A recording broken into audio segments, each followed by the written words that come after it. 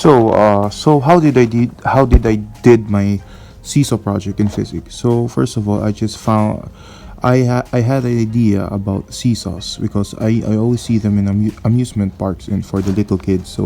I know there's a physics behind it, which I will be explaining soon in the video. So what are the materials did I use? So I just used a from my old materials in our house, which is a ruler and a broken ruler. As you can see on the picture, there is like a rectangular ruler. So I just pasted those. I just broke a little pieces and made it as the central base of the seesaw, which can balance the seesaw. So my main seesaw is just a normal ruler, and I just put the glue gun on it so it will stick together. And and that's all. That's all. Those are all the materials that I did.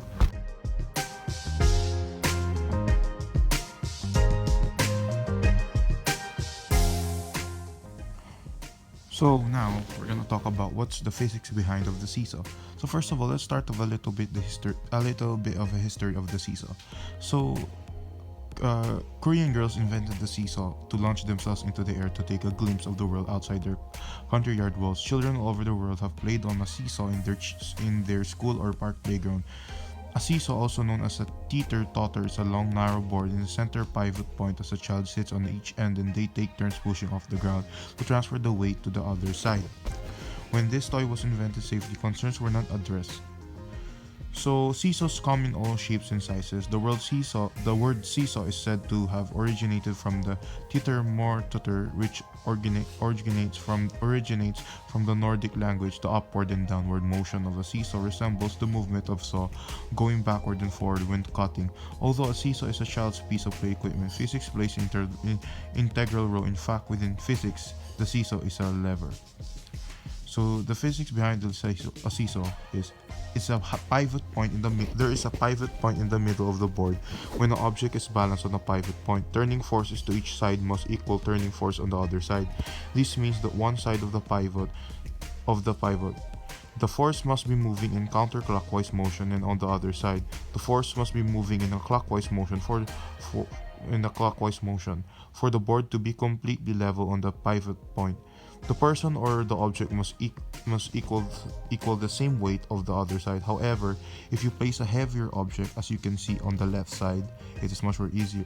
It's much more heavier on my physics project. Um, if you place a heavier object on the side and place it closer to the pivot point, balance can be achieved.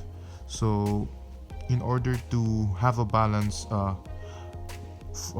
force or force distribution to have a closer balance at the pivot so it can be achieved, you need this you need the center of the pivot can hold more weight than the other side. For example, if there is a young girl were to sit at the end of the seesaw and a heavier man were sit to the other side, the man would have to sit closer to the pivot point so they can equally distribute force, and they won't be outbalanced.